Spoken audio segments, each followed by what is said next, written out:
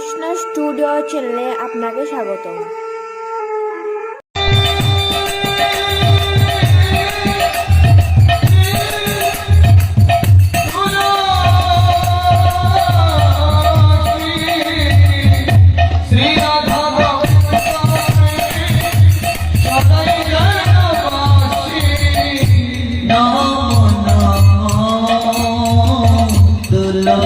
কৃষ্ণ প্রেয়সী নমো নমো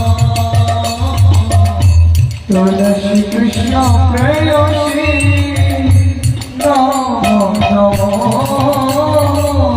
সেবা অধিকার দিয়ে করো নিজ দাসী। তুলসী কণ্ঠে মালা না দিলে তার ভগবানের সেবা করার অধিকার হয় না, স্পষ্ট বলে দেওয়া হয়েছে। রাধা গোবিন্দের সেবা করার অধিকার আপনি প্রাপ্ত হবেন না যদি আপনার কণ্ঠে তুলসীর মালা না থাকে। এমনকি ভগবান শ্রী নারায়ণ বলছেন, আমি তার প্রণাম পর্যন্ত গ্রহণ করি না যার কণ্ঠে তুলসীর মালা নেই।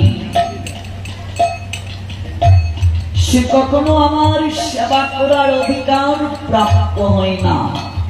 শুধু যে ধর্মীয় কারণ তা নয়, তার পিছনে বৈজ্ঞানিক কারণও আছে। তুলসী থেকে 80টা রোগের ঔষধ তৈরি হয়। E6, E7 ভাইরাস, ক্যান্সারের ভাইরাস প্রায় 90% ঝুঁকি কমে এই তুলসী পত্র সেবনে। বজ্রপাত থেকে রোধ করে তুলসী। বহু বহু বহু ক্ষেত্রে তুলসীর অবদান। ধর্মরাজ যমদূতদেরকে বলছেন, হে দূতগণ, যাদের কণ্ঠে তুলসীর মালা আছে তারা আগুনের মতো। অগ্নিতে জেনে হাত দাও, না জেনে হাত দাও। আগুন যেমন পুড়িয়ে দেয়, না জেনে হাত দিয়েছো, আগুন কি বলবে? ও না জেনে হাত দিয়েছে, ওকে পুরাবো না।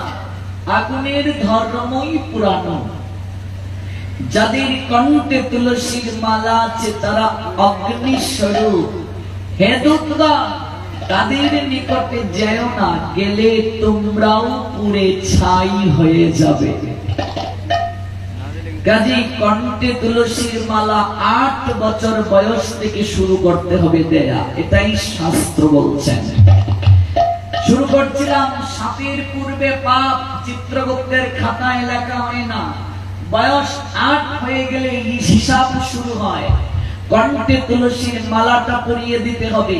আপনি যে মত থেকে দীক্ষা নিন, যে পথ থেকে দীক্ষা নিন, যেখান থেকে দীক্ষা নিন, তুলসীকে কোন মত পথ কোন গুরুদেব অবমাননা করেন নাই। না করেছেন?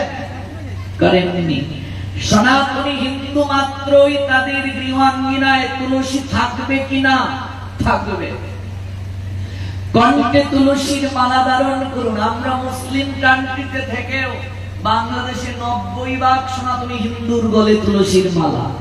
কিন্তু এখানে আমরা এসে যা দেখলাম, এটা হতাশাজনক, লজ্জাজনক আমাদের জন্য। দাঁত থাকতে দাঁতের মর্যাদা দিচ্ছি না, ধর্মকে জানার চেষ্টা করছি না, বোঝার চেষ্টা করছি না, উপলব্ধিতে আনয়নের চেষ্টা করছি না।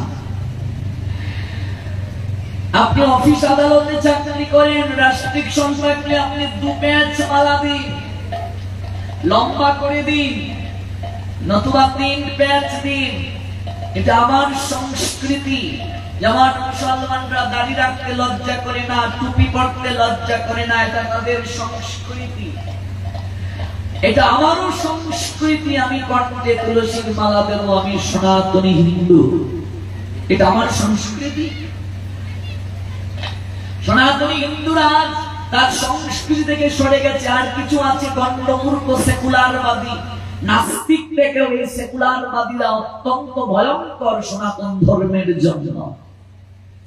দিন দিন রসাতলে যাচ্ছি আমরা। নিজের সংস্কৃতি সম্পর্কে অবগত না হয়ে রসাতলে যাচ্ছি আমরা। কণ্ঠে তুলসীর মালাটা ধারণ করুন সবাই কৃপা করে। মালাই আপনাকে ধীরে ধীরে শুদ্ধ করবে। যে আমি মাছ মাংস খাই, মালা দিতে পারবো? নিশ্চয়ই পারবে। জলে না নামিলে কেহ শিখে না সাঁতার, হাঁটিতে শিখে না কেহ না খেয়ে আছাড়। সাঁতার শিখিতে হলে আগে তবে নামো জলে। মৃত্যুর সঙ্গে সঙ্গে লাশটাকে তুলসীর তলে শুয়ে দেয়া হবে গো। মস্তক শ্মশানের দিকে নিয়ে যাবে, আর চরণটা থাকবে বাড়ির দিকে। চরণের দিকে ধানের খই ছিল না, ধানের খই ছিটিয়ে ছিটিয়ে যাচ্ছে। আর অন্তিমের বন্ধুরা মৃদঙ্গ বাজিয়ে হরিনাম করে যাচ্ছে, আর মাঝে মাঝে বলছে বলো হরি, বলো হরি, বলো হরি। এই যে বলো হরি, এটা কাকে হরি বলতে বলছে? মরা বেটাকে।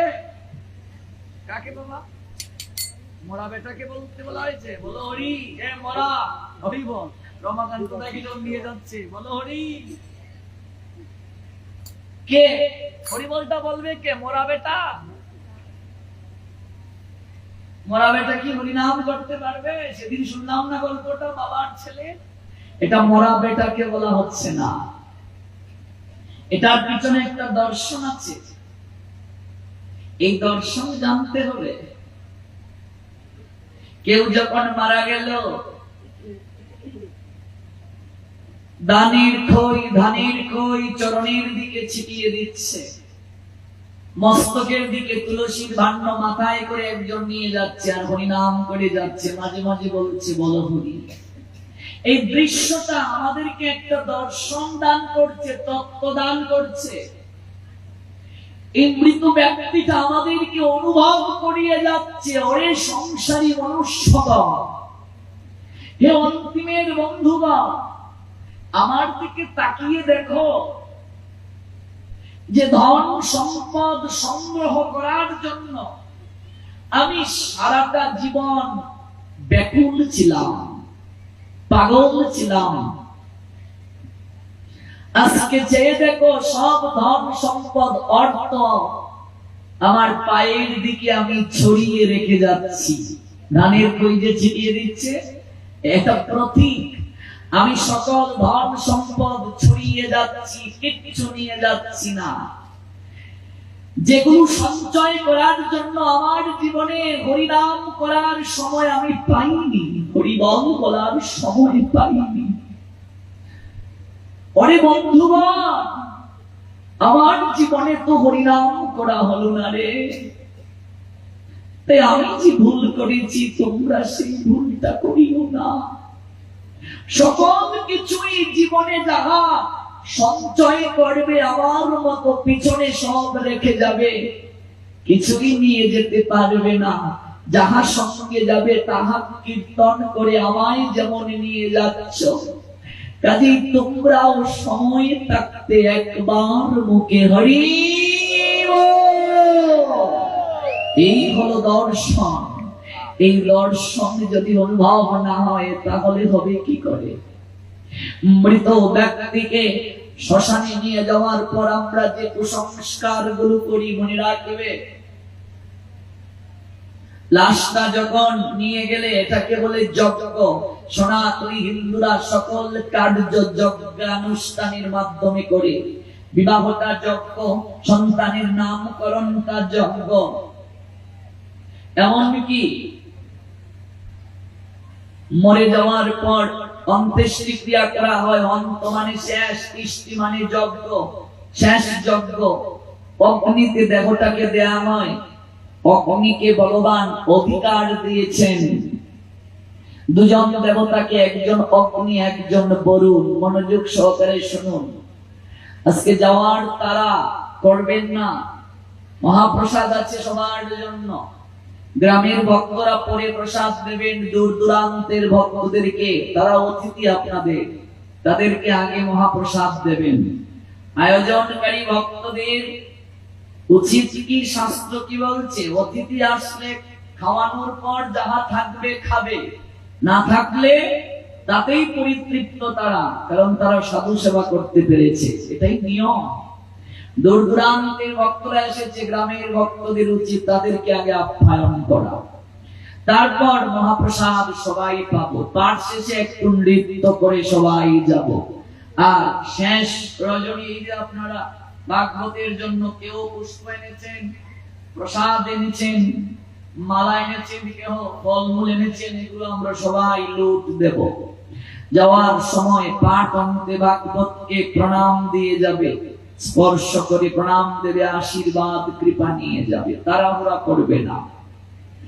স্বাদের বাজার, আনন্দের বাজার দেখতে দেখতেই শেষ হয়ে গেল, দেখতে দেখতেই 7টা দিন চলে গেল।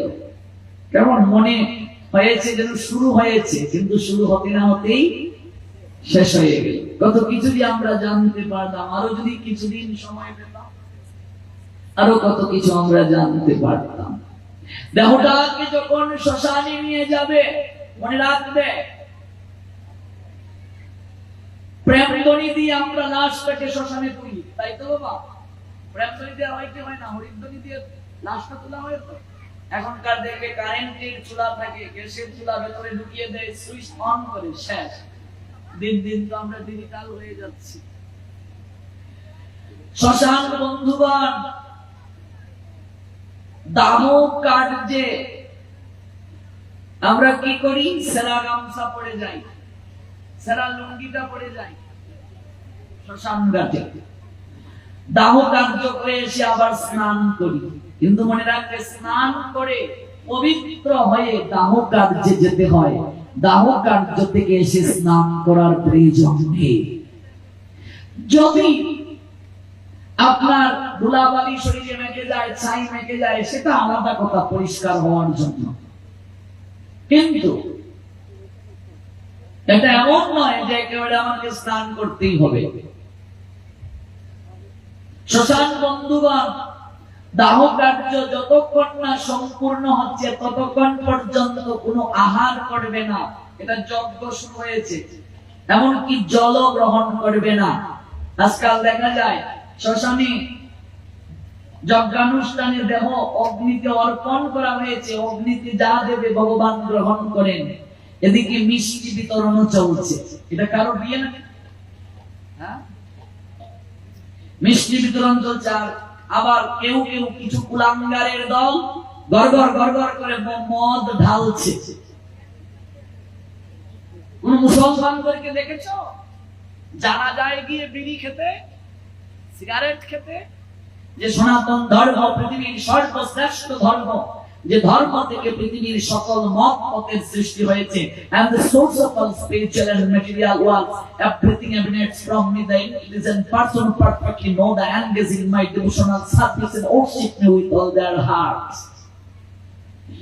আমি জড় চেতন জগতের সকল কিছুর উৎস, আমার থেকে সকল কিছুর সৃষ্টি হয়েছে। বুদ্ধিমান ব্যক্তি সেটা অবগত হয়ে আমার আরাধনা করে। ভালো করে জেনে যাও, পৃথিবীতে যে যে জায়গায় পাপ করবে তার একটা প্রায়শ্চিত্তের বিধান আছে, কিন্তু শ্মশানে গিয়ে যদি কেউ পাপ করে, এই পাপের কোনো ক্ষমা নাই, ক্ষমা নাই, ক্ষমা নাই। এটা হচ্ছে অন্তিম ঠিকানা, এটা নিয়ে লীলা খেলা করবে না। এটা সেনসিটিভ প্লেস। এই জায়গাটার প্রতি মানুষ দুর্বল থাকে। যতক্ষণ পর্যন্ত সৎকার না হবে, যজ্ঞানুষ্ঠান সম্পূর্ণ না হবে, শ্মশান বন্ধুরা জল পর্যন্ত গ্রহণ করবে না, কোন আহার করবে না। যজ্ঞানুষ্ঠান সম্পূর্ণ হওয়ার পর মাটির কলসিতে জল ভরে শ্মশান বন্ধুগণ সপ্ত প্রদক্ষিণ করে ডান স্কন্ধ থেকে চিতার মাঝে ওই মাটির কলসিটা ফেলে দেবে, আর পিছনে ফিরে তাকাবে না। জগৎকে একটা মেসেজ দেওয়া হচ্ছে যে দেহটাকে মরিয়ে গুছিয়ে রাখলে দেখো সেই সোনার দেহ আজ ভেঙে খান খান হয়ে গেল। এ দেহ কাঁচা দেহ, এ দেহ মাটির দেহ, পোকামাকড়ের খাবারের দেহ কিসের গৌরব করো তুমি ভাই? কাকে নিয়ে গৌরব করো? শ্মশানের ত্রিসীমানার বাহিরে যুব সমাজকে বলছি, কোন বিড়ি টানবে না, সিগারেট টানবে না, গাঁজা খাবে না, মদ খাবে না দাহ কার্য করতে গিয়ে, নতুবা সবচেয়ে বেশি শাস্তি পাবে। সাধুগণ যে কথাগুলো বলে যায় শাস্ত্রের কথা, যদি মানব মঙ্গল, এইভাবে যৌবন সারা জীবন থাকবে না, এই দেহের শক্তি সারা জীবন থাকবে না, যা খুশি তা করবে এটা ভেবো না, একদিন না একদিন তার হিসাব দিতে হবে। শ্মশান পবিত্রতম জায়গা, দেবাদিদেব মহাদেব এই শ্মশানটাতে ভজনের স্থান করে নিলেন। মহাদেবের নাম ধরে কিছু কুলাঙ্গারের দল গাঁজা খায়, বলে মহাদেব নাকি গাঁজা খেয়েছে। শাস্ত্রের কোন জায়গায় মহাদেব গাঁজা খেয়েছেন এমন কোন প্রমাণ নাই, অথচ গাঁজাখোরেরা নিজেরা গাঁজা খায়, মহাদেবের নামে কলঙ্ক দেয়, বলে ওটা নাকি মহাদেবের প্রসাদ। ওরে ভাই, তুই এত বড় মহাদেবের ভক্ত, তুই মহাদেবের নাম করে গাঁজা খাস। মহাদেব তো বিষও খেয়েছিলেন, বিষ খেয়ে তিনি নীলকণ্ঠ হলেন, তুই একটু বিষ খা দেখি তুই কত বড় মহাদেবের ভক্ত। মহাদেব বিষ খেয়ে হলেন নীলকণ্ঠ, আর তুই বিষ খেলে হবে বলো হরি হরি বল, মরে যাবে তুই। মহাদেবের নামে কলঙ্ক দিস না, একটাও ত্রিশূলের ঘাট শেষের দিনে তোর মিস হবে না। শ্মশানের ত্রিসীমানায় নেশা গ্রহণ করবে না, এটা যজ্ঞ, যজ্ঞে নেশা হয় না। এই জায়গাটা নিয়ে ভুল কার্য করিও না। তোমার জীবনে ওই দেহটা শেষের দিনে শ্মশানে যজ্ঞে নাও যেতে পারে, রাস্তা দিয়ে যাচ্ছ, গাড়ি এমন ভাবে পিষে দেবে একেবারে তোমার দেহটা আর শ্মশানে নেওয়ার উপযোগী থাকবে না। কোথাও যাচ্ছ জল দিয়ে, তোমার নৌকা ডুবে তোমার দেহটাই খুঁজে পাওয়া যাবে না। ভগবান চাইলে হবে কি হবে না? সনাতনী হিন্দু মাত্র এই দেহটাকে অগ্নিতে অর্পণ করে যজ্ঞে অর্পণ করবে, এটাকে দেহ কলা বলে। দেখবে যজ্ঞের মাঝে ফল দেয়া হয় কি হয় না? আগুনের মাঝে কলা দেয়া হয়, নারকেল দেয়া হয়, এগুলো ফল, এটা প্রতীক। এই দেহ কলাকে আমরা অগ্নিতে আহুতি দিচ্ছি। অগ্নিকে অধিকার দিয়েছেন ভগবান, অগ্নিতে যা দেবে ভগবান সেটি গ্রহণ করে। দাহ কার্য হওয়ার পূর্ব পর্যন্ত কেউ কোন প্রকার জল গ্রহণ করবে না, কোন আহার করবে না, যজ্ঞ সম্পূর্ণ না হলে। স্নান করে পবিত্র হয়ে দাহ কার্যে যাবে, এটা অপবিত্র জায়গা না। স্নান করে পবিত্র হয়ে দাহ কার্যে যাবে। লুঙ্গি পরে প্যান্ট পরে না যাওয়া ভালো, ধুতি পরেই দাহ কার্যে যাওয়া উচিত। এবার ধুতি না পেলে প্যান্ট পরে যাবে, ধোয়া প্যান্ট, কিন্তু লুঙ্গি পরে গামছা পরে কখনো দাহ কার্যে যাবে না। এটা অন্তিমের ঠিকানা, শেষের ঠিকানা। যজ্ঞস্থলী, যারা গীতা পড়তে পারে তাদের একজনকে নিয়ে ওই দাহ কার্যের সময় এক পাশে বসিয়ে গীতা পড়াও। যারা শ্মশান বন্ধু গিয়েছ তারা সবাই মিলে একটু হরিনাম করো। যে লোকটা দেহ রেখেছে তার আত্মার শান্তি কামনায় প্রার্থনা করো। এটা মদ খাবার জায়গা না, এটা পার্টি নয়, নাইট ক্লাব নয়। ধর্মীয় বিষয় নিয়ে আজ লীলা খেলা শুরু হয়ে গেছে। শ্মশান বন্ধুগণ, যে দেহ রেখেছে তার জন্য প্রার্থনা করবে। পৃথিবীর যে যে জায়গায় যে যে সব কার্য করলে পুণ্য হয়, মনে রাখবে সবচেয়ে বেশি পুণ্য পাবে কেউ যদি দাহ কার্যে অংশগ্রহণ করে, তার অধিক পুণ্য লাভ হবে। এটা হচ্ছে অন্তিম ঠিকানা। ও সখীরে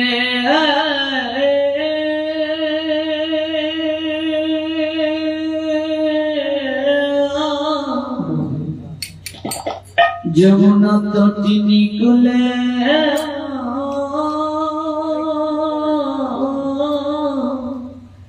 খেলি কদম্বের মূলে মুরে লয়ে চলে তোরা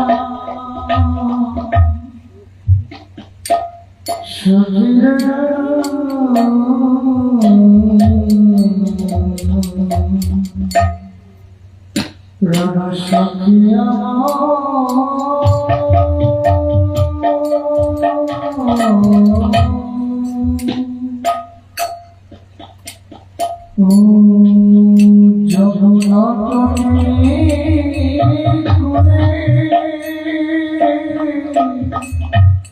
খেলি কদম্ব মূলে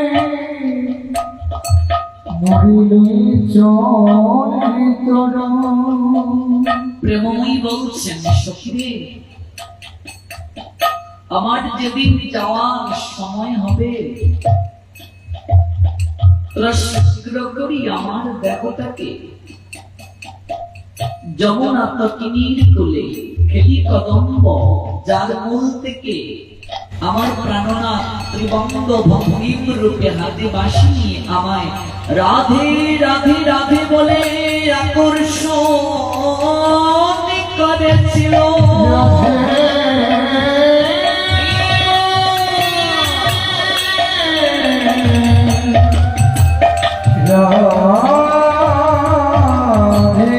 সেই খেলি কদম্ব বৃক্ষটার তলে আমায় নিয়ে যাবে।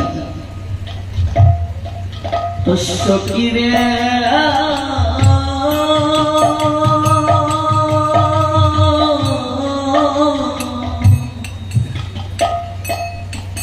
অন্তিমেরু বন্ধু হয়ে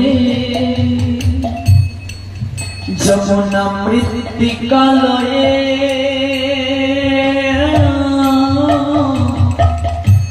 সখী মুর লেপো সর্বনা সখিরা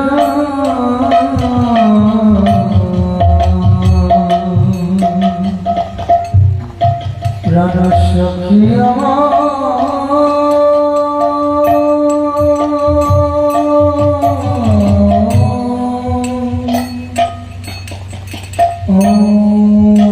অন্তিমের বন্ধ হয়ে সখী যমুনা মৃত্তিকালয়ে লেপ মোর সর্বগান। সখীরে কৃষ্ণ নামের তিলক পড়াইয়া দিও। সখী কৃষ্ণ নামে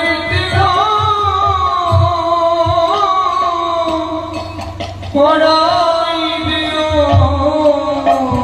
সখী কৃষ্ণ নামের তিলক আমায় পড়াইয়া দিও।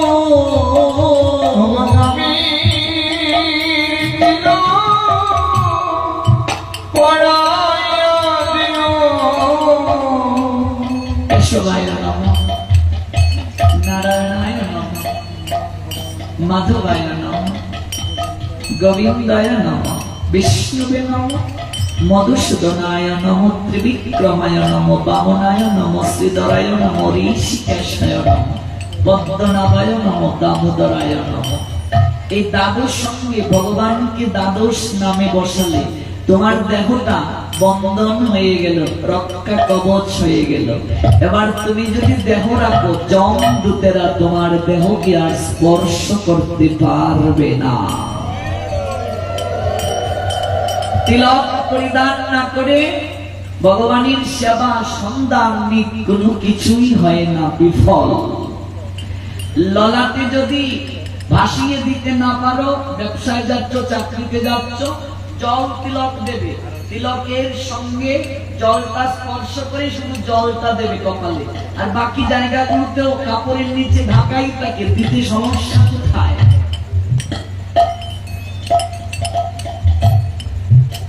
গোস্বাম নাম তদুপরি সখীরা তোমরা লেখ সব সহচরী তুলসী মঞ্জুরি দিয়তা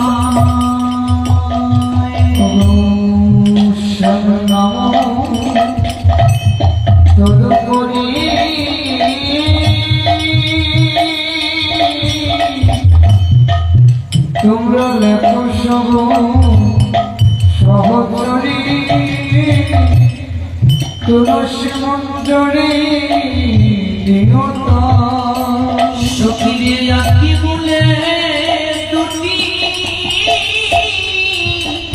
তুলসী পত্র দিও আমার আখি বলে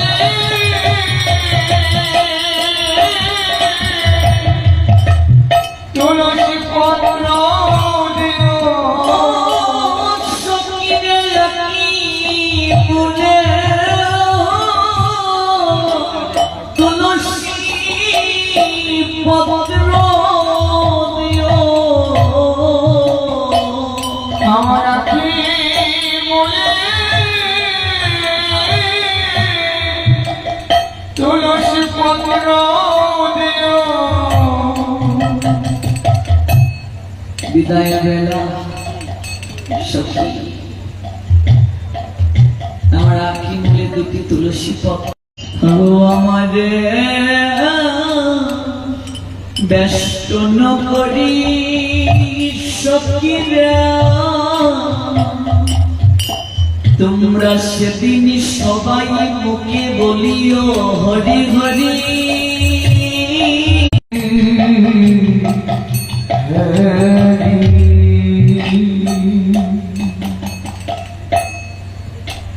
সখিয়া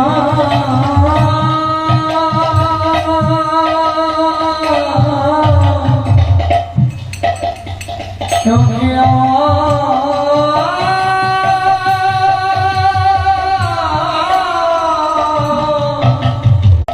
হরি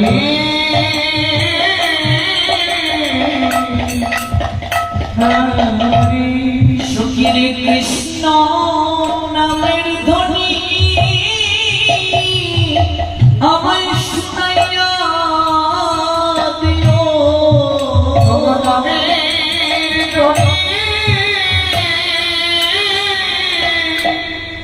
আমার শোনায়া দিও সখীর কৃষ্ণ নামের ধ্বনি আমায় শুনাইয়া দিও আমি যদি আমায় শোনায়া দিও ভাবো একবার মা শেষের দিনটার কথা ভাবো এভাবে যাবে না সময় তারপরও সৌভাগ্য যে কৃষ্ণ নাম নিয়ে জগৎ থেকে যেতে পারে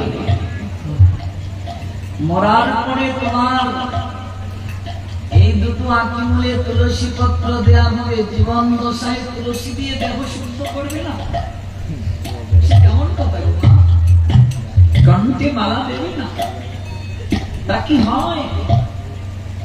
তিলক ধারণ করবি না তা কি হয়? এই জীবন দশায় এগুলো করতে হবে। 8 বছর বয়স থেকে কণ্ঠে তুলসীর মালা পরিধান করতে হবে। অন্তিমের বন্ধু যারা তারাই শ্মশান বন্ধু। কাজেই শ্মশানে গিয়ে কখনো মদ গাঁজা খাবে না, কঠিন শাস্তি হবে, কঠিন। একটা মার্জনা আছে, অন্য জায়গায় অন্য ক্ষেত্রে, কিন্তু শ্মশানে গিয়ে মদ খেলে এই পাপীর কোনো ক্ষমা নাই। কোনো মার্জনা নাই। এটা সেনসিটিভ প্লেস, এটা মানুষের শেষের ঠিকানা, এটা যজ্ঞস্থলী। মানুষ মন্দিরে যাবে প্রায়শ্চিত্তের জন্য বাবা, কিন্তু মন্দিরটাও যদি কেউ অপবিত্র করে ফেলে প্রায়শ্চিত্ত গিয়ে করবে কোথায়? মানুষ মন্দিরে যাবে নিজের অপরাধ সারেন্ডার করার জন্য, মন্দিরটাও যদি আমরা অপবিত্র করে ফেলি কোথায় গিয়ে অপরাধ মার্জনা চাইব? কাজে মন্দিরে গিয়ে অশালীন কার্য করিও না। পুজো পার্বণ মদ খাওয়ার জায়গা না, এটা যজ্ঞস্থলী। হরিনাম কীর্তন হলো আর কমিটি বৃন্দ রাতে মদ গিলল, এটাকে হরিনাম বলে না। পুজো পার্বণ করলো, দুর্গা পূজা হলো, রাত যত গভীর হলো কমিটির লোকরাই অসুরের রূপ ধারণ করলো, তাহলে মায়ের ত্রিশূল তোমার বুকে বিদ্ধ হবে। মা কালীর গলে যে মুন্ডুমালা, তার কুলাঙ্গার সন্তানদেরই মুন্ডু এগুলো। হাতের একটা আঙ্গুল যদি পচে যায়, ডাক্তার নির্দেশ দেয় বাকি আঙ্গুলগুলোতে ভাইরাস ছড়াতে পারে, আঙ্গুলটা কেটে ফেলো। তাই মাও তাই করেন, বাকি সন্তানদের সুরক্ষা করার জন্য অসভ্যদেরকে গলা কেটে, মুন্ডু কেটে, মালা কেটে গলায় পরে জগৎকে দেখান। তাহলে মা কি মমতাময়ী নয়? মমতাময়ী, কিন্তু তাকে এই ক্ষেত্রে উগ্র রূপ ধারণ করতে হয়েছে আমাদের জন্য। এই বিষয়গুলো খুবই গুরুত্ব প্রদান করতে হবে। আমি বিশেষ করে যুব সমাজকে কথাগুলো বেশি বলছি। প্রথম কার্য 8 বছর বয়স থেকে সংসারী থেকেই করো, তুলসীর সেবা করো, প্রত্যেকদিন স্নান করে তুলসীকে স্নান করাবে, একটু প্রণাম দেবে, পরিক্রমা করবে, কণ্ঠে তুলসীর মালাটা পরিধান করবে। দ্বিতীয় কার্য 8 বছর বয়স হয়ে গেলেই একাদশী ব্রত শুরু করতে হবে। 8 থেকে 80 বছর বয়স পর্যন্ত একাদশী ব্রতের দিন যারা অন্ন গ্রহণ করবে, এই পাপের ক্ষমা নাই, ক্ষমা নাই, ক্ষমা নাই। কলিযুগে একাদশীকে সকল ব্রতের রাজা বলা হয়। রাজা যদি কারো হয়ে যায়, রাজত্ব আপনা থেকেই হয়ে যায়।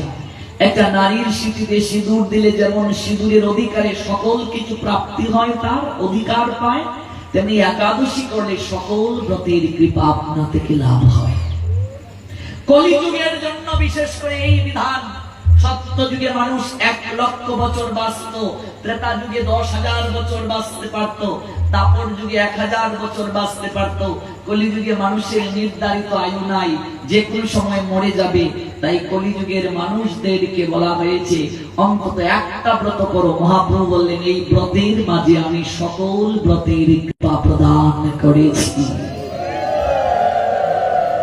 সংসারী মানুষ বিশেষ করে 15 দিনে একদিন প্রায়শ্চিত্ত করবে।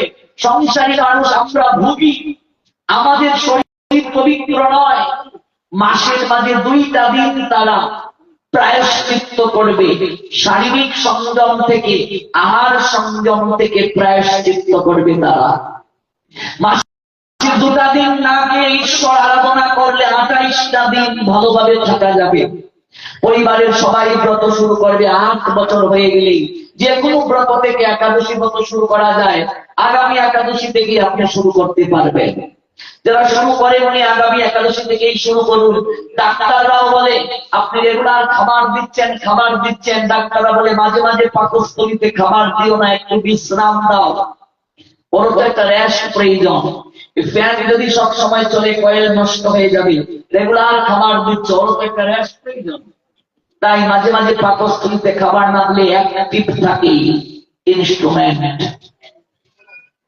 মাসের মাঝে 2টা দিন না খেয়ে থাকো, শরীর ভালো হবে। উপবাসের মাধ্যমে 70টা রোগকে ভালো করা যায়, আরো এনার্জি পাবে শরীরে।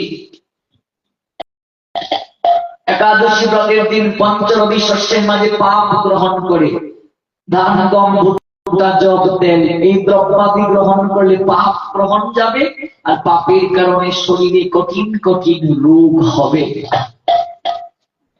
যদি কারো নির্জলা, আমরা নির্জলা গরম নির্জলা পারবে না, শুধু জল খেয়ে করো। শুধু জল খেয়েও যদি কেউ ব্রত করে ব্রতের কৃপা পাবে। জল ব্যতীত ফলমূল সবজি যাই খাও, একাদশীর সম্পূর্ণ কৃপা লাভ হবে না। অসমর্থ ব্যক্তিরা ফল জল পেতে পারবে, কিন্তু শরীর যদি সমর্থ থাকে শুধু জল খেয়ে করো, তাতে সম্পূর্ণ কৃপা হবে। 8 বছর বয়স থেকে 80 বছর বয়স পর্যন্ত এই ব্রতের নিয়ম। রুটি খেয়ে একাদশী ব্রত হয় না, রুটি খেয়ে যারা একাদশী করেছে একটা একাদশী হয় নাই। ব্রতটা শুরু করুন, এটা হচ্ছে দ্বিতীয় অনুরোধ আপনাদের কাছে। আর সংসারে থেকে কৃষ্ণ কেন্দ্রিক সংসার করতে গেলে, কৃষ্ণ ভজন করতে গেলে এটা হচ্ছে দ্বিতীয় ধাপ। সর্বপ্রথমে তুলসীর সেবা করা, দ্বিতীয় একাদশী ব্রত পালন, তৃতীয় কার্য জপমালাটা ধারণ। শুধু খাঁচার যত্ন করলে হবে না, পাখিটারও যত্ন প্রয়োজন। জপমালা নাও, জপমালা আছে এখানে নিয়ে নাও, 2 মালা করেই প্রত্যেক দিন হরিনাম করো। যদি বেশি নাও পারো, 2 মালা করতে 15 মিনিট সময় লাগে। আগে আত্মাকে খাবার দাও, তারপর দেহের খাবার। আমরা ঘুম থেকে উঠেই পেটায়নম, পেটের পূজা নিয়ে ব্যস্ত।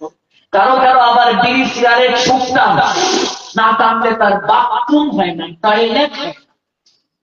আবার কারো কারো ব্যক্তি বিছানায় চা না খেলে তার ঘুম থেকে উঠা যায় না, বদভ্যাস ছাড়ো। আত্মাকে খাবার দাও, স্নান করে দীক্ষিত হলে গুরুচরণে একটা পুষ্প দাও, গোবিন্দের চরণে তুলসী দাও, গীতা সংস্কৃত পালনা বাংলা অনুবাদ 1 অধ্যায় পড়ো, তারপর 2 মালা হরিনাম করে খাবার দাবার খেয়ে ব্যবসায় চলে যাও, চাকরিতে চলে যাও, স্কুল কলেজে চলে যাও, কোনো সমস্যা নাই। আগে ভগবানের কাজ করো, তারপর সব কাজ। ওই কাজটা ভগবানের জন্য করো, তাহলে সংসারটা তোমার নয়, সংসার হয়ে যাবে কৃষ্ণের সংসার।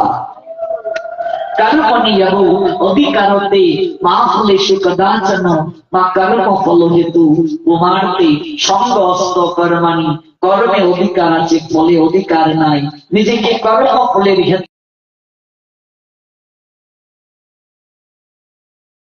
সেবকের দায়িত্ব মালিকের কাজ করা। যে 3টা অনুরোধ রেখে গেলাম, এই 3টা অনুরোধ পালন করো, অন্তত জীবন ধন্য হয়ে যাবে। নতুবা আমাদের জীবন ধীরে ধীরে দুর্বিষহ হবে। সাধুরা কল্যাণের কথা বলে যায়, যদি পালন করি মঙ্গল হবে, নইলে কি হবে? মহাজন বলছেন, সংসারে মজিলে গৌরাঙ্গ ভুলিলে না শুনিলে সাধুর কথা। সংসারে মজিলে গৌরাঙ্গ ভুলিলে না শুনিলে সাধুর কথা। তুমি সংসারে বুঝিলে, যে সংসারে অনিত্যতা নাই, মরার সঙ্গে সঙ্গে। অথচ আমার সোনারে দেখি না, গৌরাঙ্গ ভুলিলে না শুনিলে সাধুর কথা। তুমি সংসার গৌরাঙ্গ ভুলিলে না শুনিলে সাধুর কথা। ইহকাল পরকাল দুকালে আইলে খাইলে আপন মাথা।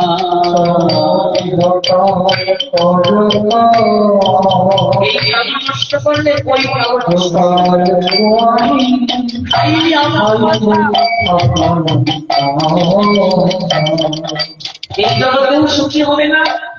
মদ গাঁজা খাচ্ছ, শরীর নষ্ট হচ্ছে, লিভার নষ্ট হচ্ছে, মৃত্যুর দিকে ঝুঁকছ, এই জগতেও কষ্ট পাবে, নরক যন্ত্রণা পাবে এই জগতে। নরক মানে মরার পরে শুধু নয়, বিছানায় 2 দিন করে দেখো, বুঝবে সংসার কাকে বলে। এত সহজ। গৌর হরি কলিযুগ বামন অবতার, তিনি কত কৃপাময় এই হরিনাম দ্বারা জগৎকে উদ্ধারের পথ দেখালেন। খুব সহজে উদ্ধারের পথ, হরিনাম ছাড়া জীবের গতি নাই। সেই গৌরাঙ্গের আইন পালন করলে না সংসারের মধ্যে রইল সাধুরা ভগবানের প্রতিনিধি, এজেন্ট তারা ভগবানের। ওরা এসে আমাদের বলে, মাগো একাদশী করো, ওমা কণ্ঠে মালাটা দাও, ওমা গোবিন্দ বাজবে, একটু হরিনাম করো। তুমি সাধুদেরকে পাত্তাই দাও। সাধুদের কি শাস্ত্র তোমাকে বলা? আর স্বার্থের জন্য তারা বলে যাচ্ছে, কিন্তু তুমি মানবে না। ইহকাল পরকাল দুকালে তোমাইলে খাইলে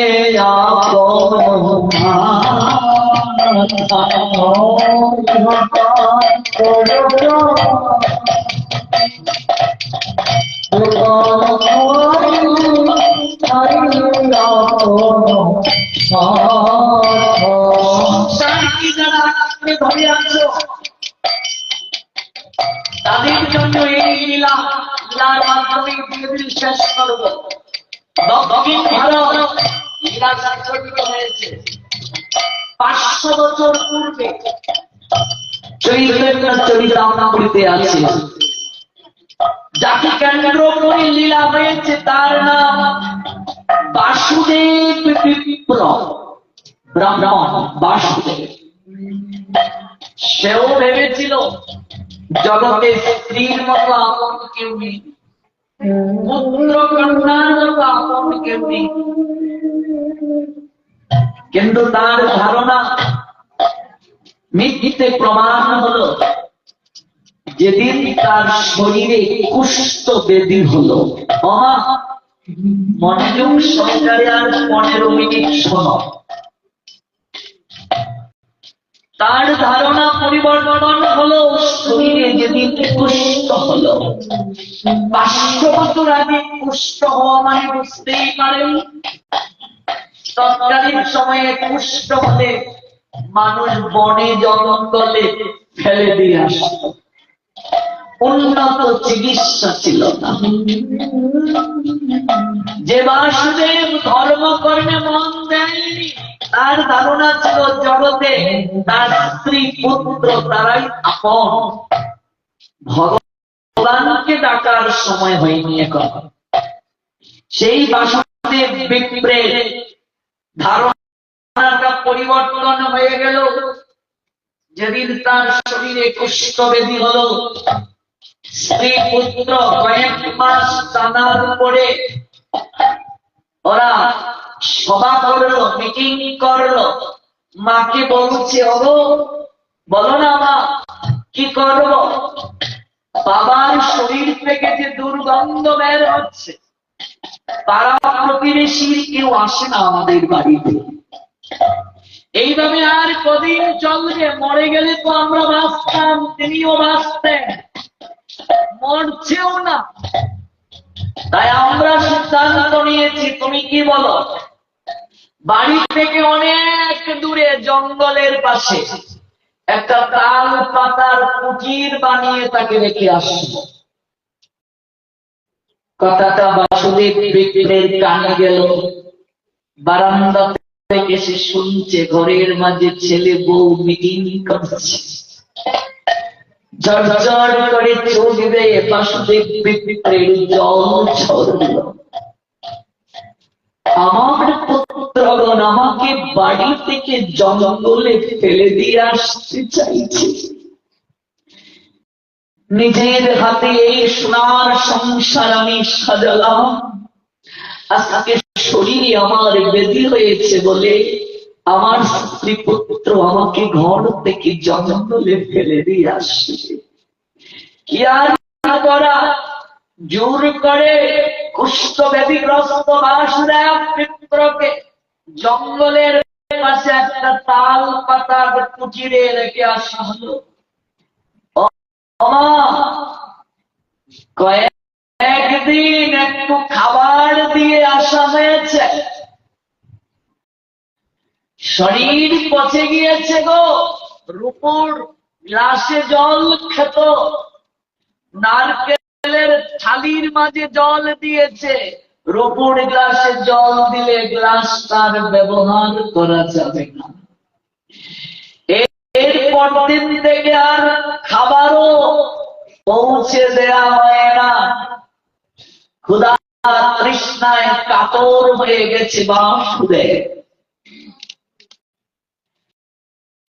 শরীরের মাঝে কীট হয়ে গেছে গো মা, পচা শরীর ভেতরে কীট হয়ে গেছে।